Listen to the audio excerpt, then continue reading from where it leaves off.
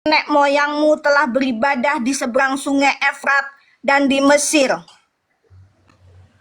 Jadi poin yang ketiga di sini, ibadah sejati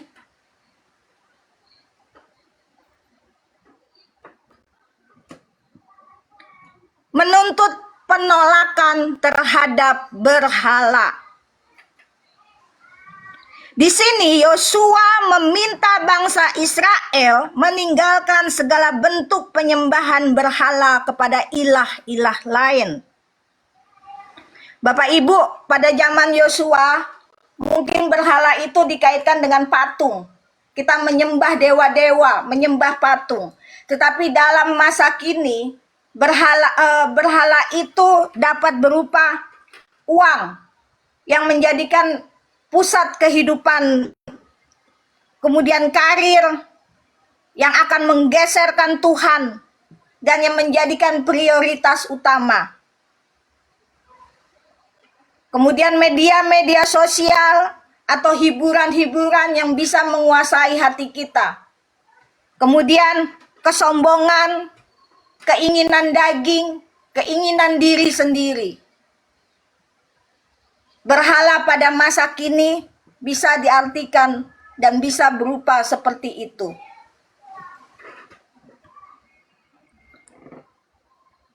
Dan kita sebagai setiap orang percaya, kita perlu bertanya, apa yang paling saya kejar dan cintai dalam hidup ini? Jika sesuatu lebih penting daripada Tuhan, itu sudah menjadi berhala. Kemudian poin yang keempat, ibadah sejati adalah keputusan dan komitmen. Ada di dalam ayatnya yang ke-15.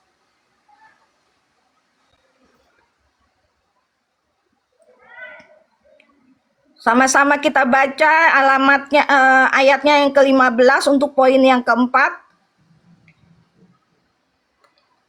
Tetapi jika kamu anggap tidak baik untuk beribadah kepada Tuhan, pilihlah pada hari ini kepada siapa kamu akan beribadah. Allah yang kepadanya nenek moyangmu beribadah di seberang sungai Efrat, atau Allah orang Amori yang negerinya kamu diami ini. Tetapi aku dan seisi rumahku, kami akan beribadah kepada Tuhan. Jadi poin yang keempat dalam ibadah sejati adalah keputusan dan komitmen.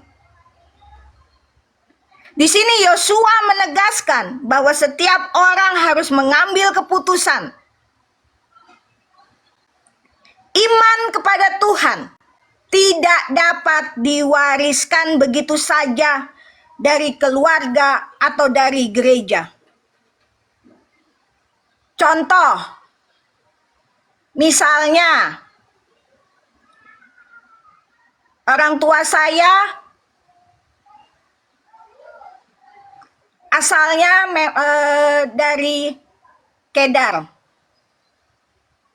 Otomatis iman saya itu, imannya orang tua saya itu tidak bisa diwariskan kepada saya. Buktinya iman saya sekarang, saya percaya kepada Tuhan Yesus. Saya tidak di Kedar lagi. Jadi ibadah yang sejati adalah keputusan dan komitmen. Iman mana yang akan kamu pilih? Allah mana yang akan kamu sembah? Dan setiap orang harus memilih secara pribadi untuk mengikuti Tuhan. Kita pribadi yang akan bertanggung jawab sendiri akhirnya. Pada masa akhirnya nanti, pada masa penghakiman nanti, kita masing-masing sendiri yang akan bertanggung jawab.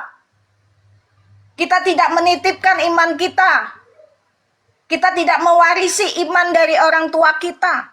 Tetapi kita harus memilih secara komitmen untuk memilih Allah siapa yang akan kita sembah dan akan kita ikuti.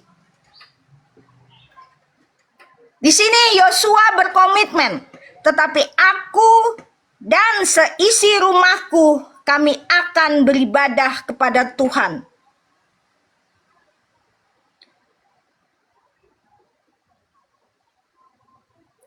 Yosua tidak hanya memilih untuk dirinya sendiri, tetapi juga memimpin keluarganya untuk hidup bagi Tuhan.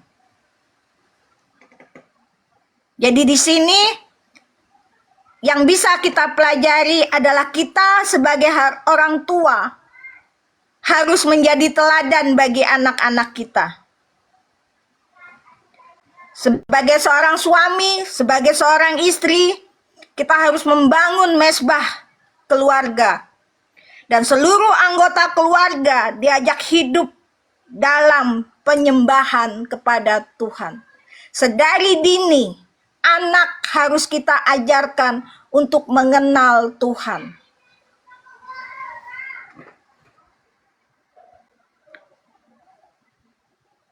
Kesimpulan yang dapat kita ambil dari Yosua 24 ayatnya yang ke-14 sampai 15, ibadah sejati adalah yang pertama, takut akan Tuhan dengan hormat dan taat. Poin yang kedua, beribadah dengan tulus dan setia. Poin yang ketiga, menolak segala bentuk berhala. Poin yang keempat, mengambil keputusan dan komitmen untuk melayani Tuhan. Kita sebagai orang-orang percaya, kita harus bisa seperti Yosua. Marilah kita berkata dengan iman, tetapi aku dan seisi rumahku, kami akan beribadah kepada Tuhan. Bapak, Ibu, saudara-saudari yang terkasih di dalam Tuhan, Tuhan tidak mencari sekedar kehadiran kita dalam ibadah. Tetapi yang Tuhan inginkan adalah hati yang sungguh-sungguh mengasihi. Hati yang sungguh-sungguh mengasihi Dia. Hati yang sungguh-sungguh menghormati Dia. Setia kepadanya. Kiranya kita setiap sebagai orang percaya, kita masing-masing menjadi penyembah yang benar, yang memuliakan Tuhan bukan hanya pada hari Minggu, bukan hanya pada saat kita mengikuti persekutuan ibadah, tetapi melalui seluruh kehidupan kita. Berbahagialah mereka yang mendengar dan melakukan firman Tuhan dalam kehidupan kita sehari-hari. Mari kita berdoa. Terima kasih Tuhan Yesus, terima kasih. Kami sudah sama-sama belajar kebenaran firman-Mu di dalam Yosua 24 ayatnya yang ke-14 sampai dengan 15. Mampukan kami sebagai anak-anak-Mu Tuhan, kami bisa memberikan ibadah yang sejati kepada-Mu Tuhan. Dalam kehidupan kami sehari-hari, mampukan kami semakin hari semakin takut akan Engkau. Mampukan kami untuk kami bisa beribadah dengan tulus dan setia. Mampukan kami untuk menolak segala bentuk berhala dalam kehidupan kami. Dan mengambil keputusan dan komitmen untuk melayani Tuhan. Terima kasih Tuhan Yesus, terima kasih. Biarlah setiap kebenaran firman yang kami dengar pada siang hari ini Tuhan, bukan hanya sebagai pendengar saja, tapi kami sebagai pelaku-pelaku firman Tuhan.